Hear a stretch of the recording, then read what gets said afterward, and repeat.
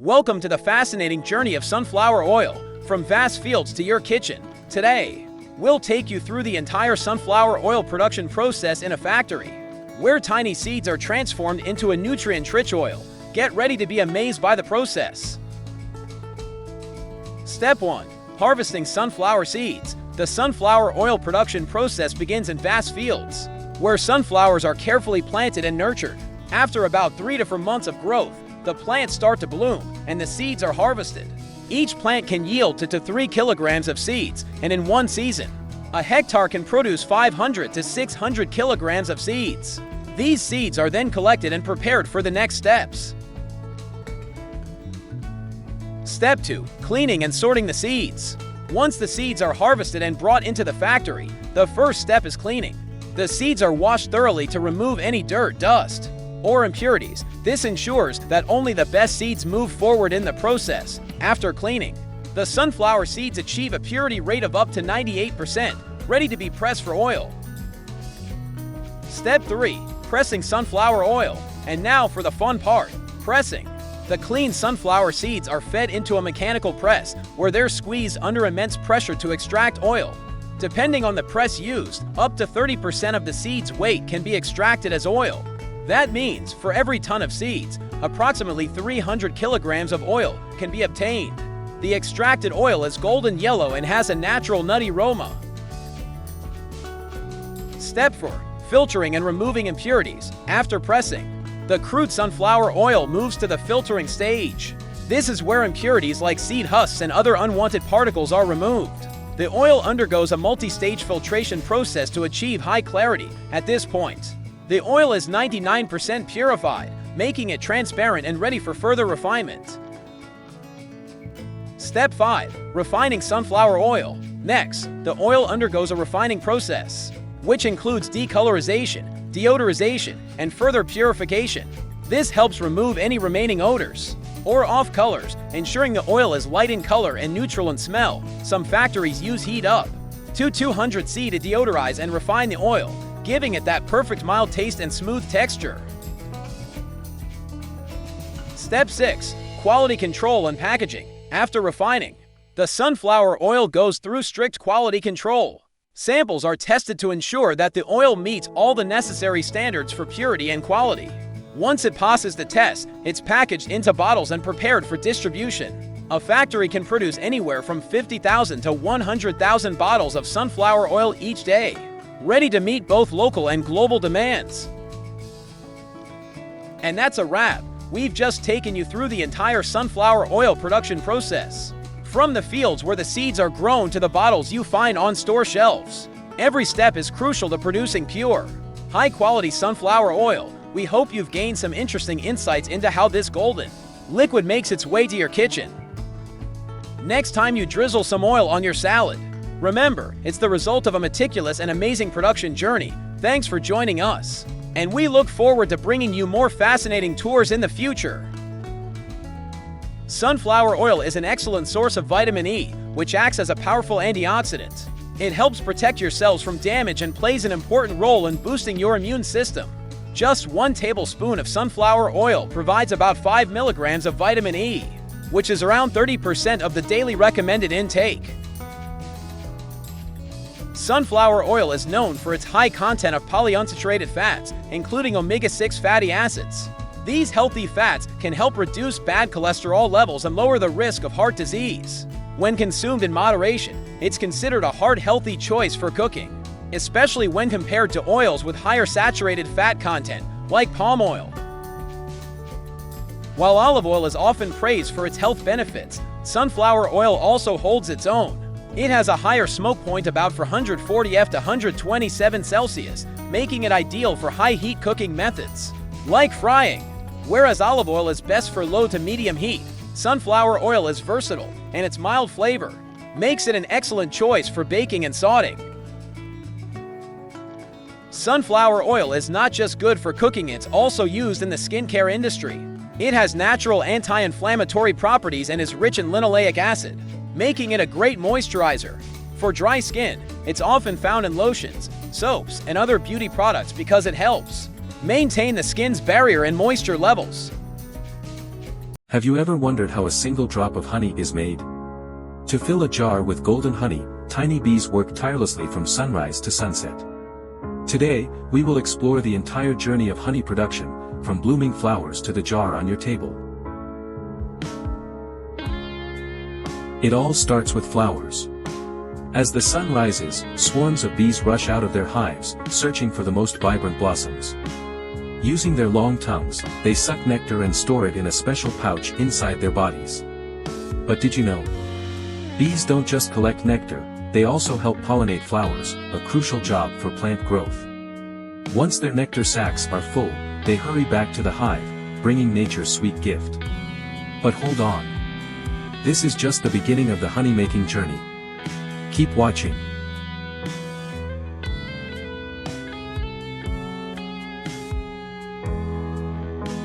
Back in the hive, worker bees transfer the nectar to others in the colony. They chew it repeatedly, mixing it with special enzymes in their mouths to transform nectar into a more stable form. This is a crucial step because without these enzymes, honey wouldn't have its distinct flavor and would spoil easily. After processing, the nectar is stored in wax cells. But at this stage, it still contains too much water. If left like this, it wouldn't last long. So, bees use their wings to fan the nectar, evaporating excess moisture. This process can take several days. Once the honey reaches the right consistency, bees seal each cell with a layer of wax, protecting it from bacteria and mold. And just like that, delicious honey is ready. But wait, there's one more important step: harvesting.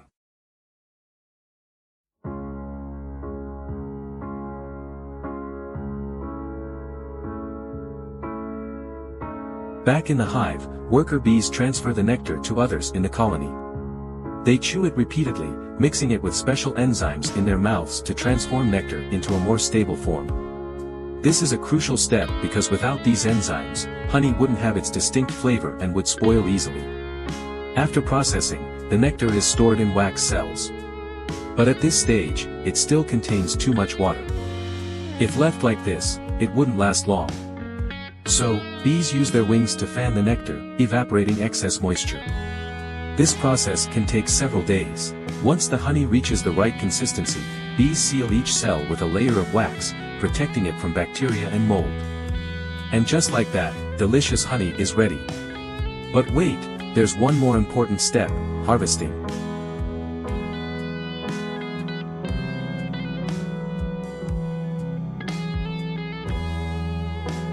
After settling, the honey moves to the packaging process. Clean bottles are prepared, and honey is poured with precise measurements. Next comes labeling. Each jar provides information about its origin, quality, and brand. Honey is not just sold in jars, it's also packaged in convenient sachets or processed into products like honey candies, royal jelly, and skincare items. From here, honey is shipped to stores, supermarkets, and eventually to your home, ready to be enjoyed with toast, mixed into tea, or simply eaten by the spoonful.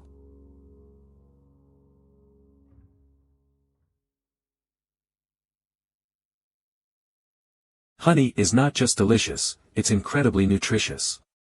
Packed with antioxidants, it boosts immunity, soothes sore throats, and even promotes wound healing.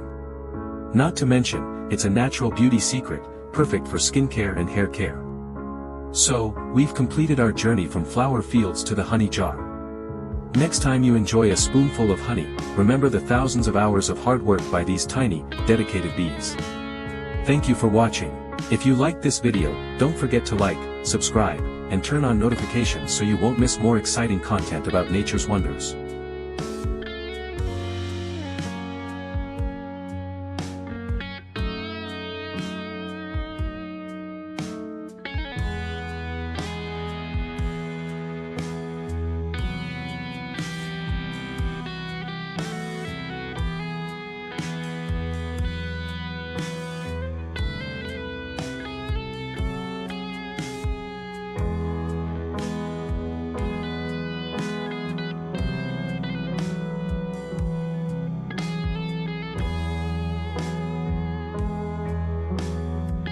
Hello everyone, and welcome to our video today. Today, we're going to explore one of the most popular drinks in the world, coffee. Coffee is not only a wonderful drink that helps us stay awake every morning, but it also has an interesting history and a detailed production process. Have you ever wondered how coffee is made, and where it all started? Let's dive into the history and production of coffee in this video. Let's start with an interesting question: where did coffee come from, and what is its history? The coffee we know today actually has a long and fascinating history. It all began in Ethiopia around the 9th century, where a shepherd named Kaldi is said to have discovered coffee. According to the story, Kaldi noticed that his goats became more energetic after eating the fruit of a certain tree. He tried the fruit himself and felt more alert, so he took it to a local monk. The monk used it to make a drink that kept him awake during long hours of prayer.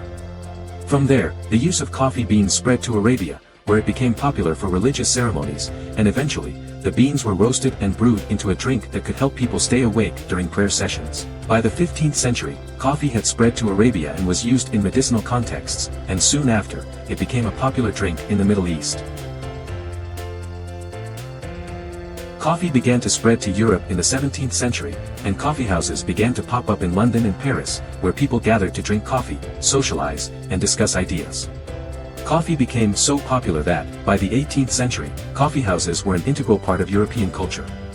By the 19th century, coffee had firmly established itself as an essential global commodity. It is now one of the largest industries in the world, with millions of people involved in its cultivation, processing, and enjoyment. Coffee continues to be a drink that brings people together, whether for a quick morning pick-me-up or a long conversation with friends. Coffee began to spread to Europe in the 17th century, and coffeehouses began to pop up in London and Paris, where people gathered to drink coffee, socialize, and discuss ideas. Coffee became so popular that, by the 18th century, coffeehouses were an integral part of European culture. By the 19th century, coffee had firmly established itself as an essential global commodity. It is now one of the largest industries in the world, with millions of people involved in its cultivation, processing, and enjoyment. Coffee continues to be a drink that brings people together, whether for a quick morning pick-me-up or a long conversation with friends. Step 2. Processing the coffee cherries. Once the cherries are harvested, they are processed to extract the coffee beans inside. There are two main methods for processing coffee: the dry method, where the cherries are dried under the sun, and the beans are separated from the dried fruit. The wet method, where the cherries are pulped to remove the outer fruit, and the beans are washed and fermented before drying.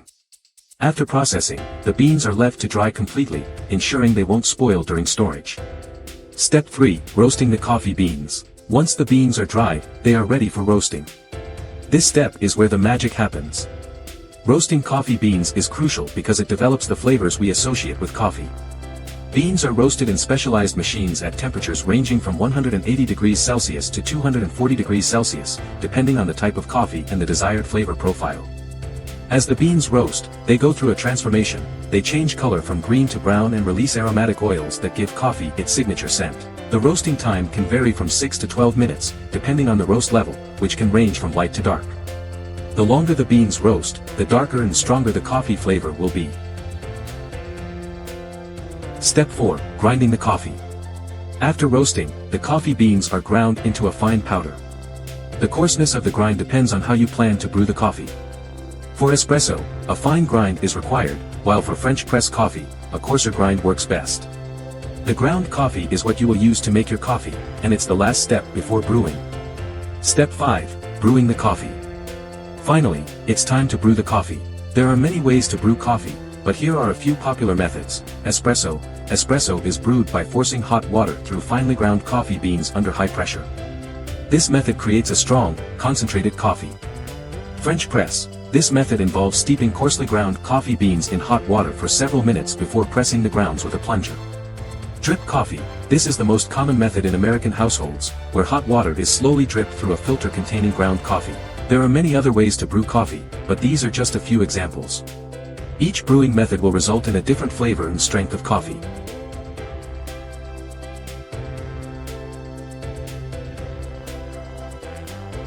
And that's it. From growing and harvesting the coffee cherries to roasting the beans and finally brewing that perfect cup, we've covered the entire coffee production process. Coffee has a rich history, starting from its discovery in Ethiopia and spreading across the world to become the drink we love today. The coffee industry is a global phenomenon, involving millions of people in its production, and it continues to be a key part of daily life. Thank you for watching. If you enjoyed this video, don't forget to like, subscribe, and share it with your friends. We'll see you in the next video with more insights into the fascinating world of food production.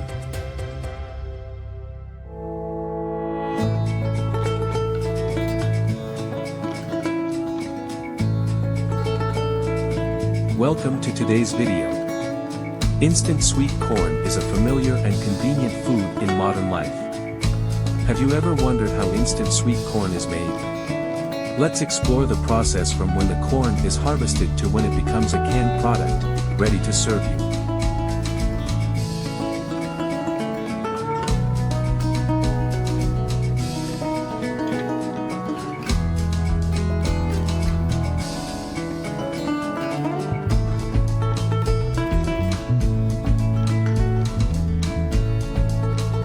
Sweet corn, also known as sweet corn on the cob, has become an important part of human diets.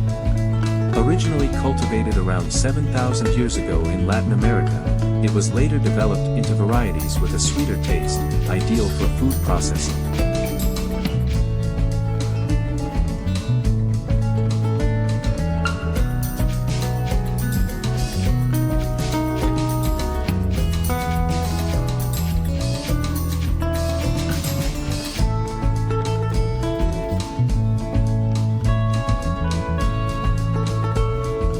In the 1960s, instant sweet corn began to be industrialized, offering convenience to consumers.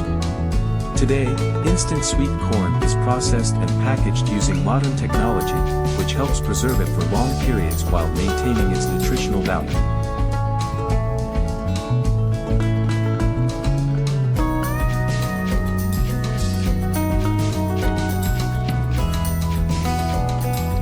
The production of instant sweet corn begins with harvesting the sweet corn from the cornfields.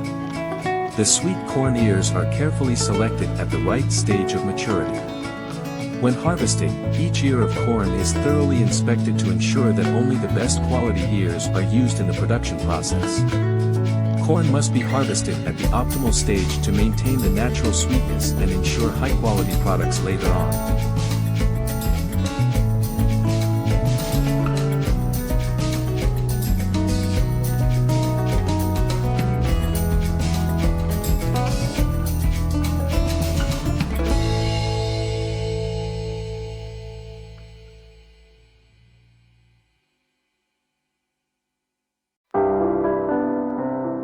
After harvesting, the sweet corn is transported swiftly to the processing plant.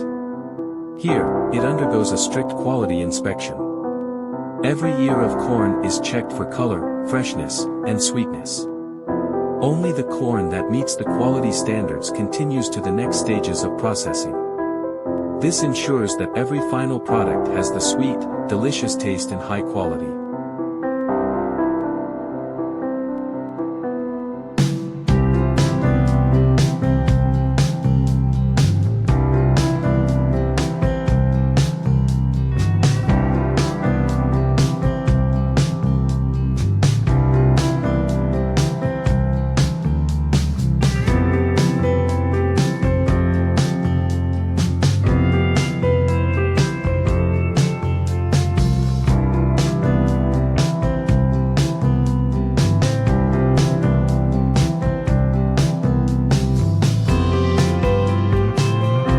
After harvesting, the sweet corn is transported swiftly to the processing plant. Here, it undergoes a strict quality inspection. Every ear of corn is checked for color, freshness, and sweetness. Only the corn that meets the quality standards continues to the next stages of processing. This ensures that every final product has the sweet, delicious taste and high quality.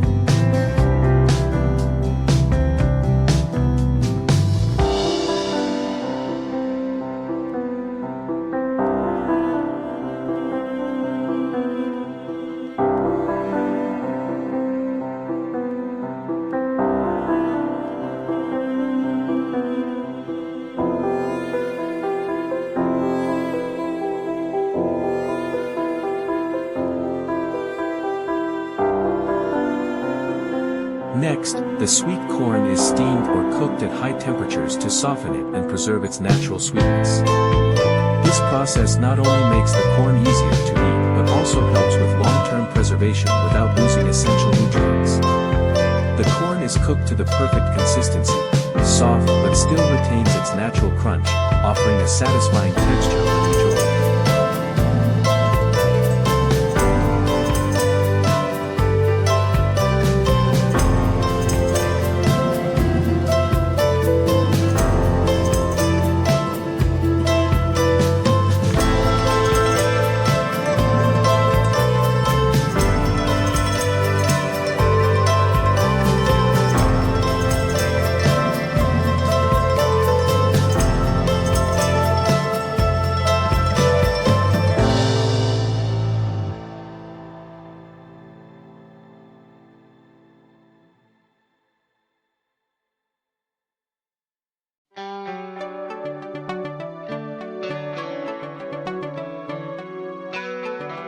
Once cooked, the sweet corn is packaged into cans or bags.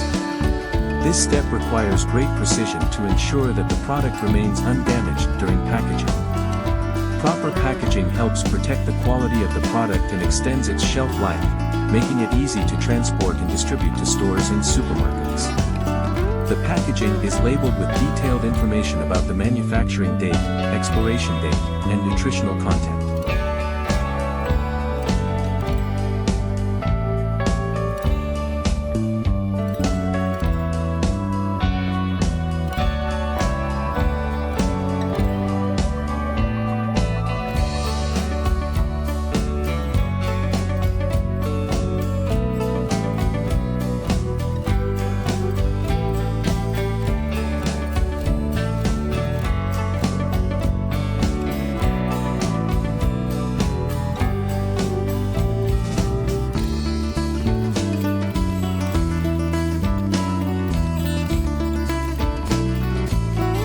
The instant sweet corn product, once packaged, undergoes a final quality check before being released.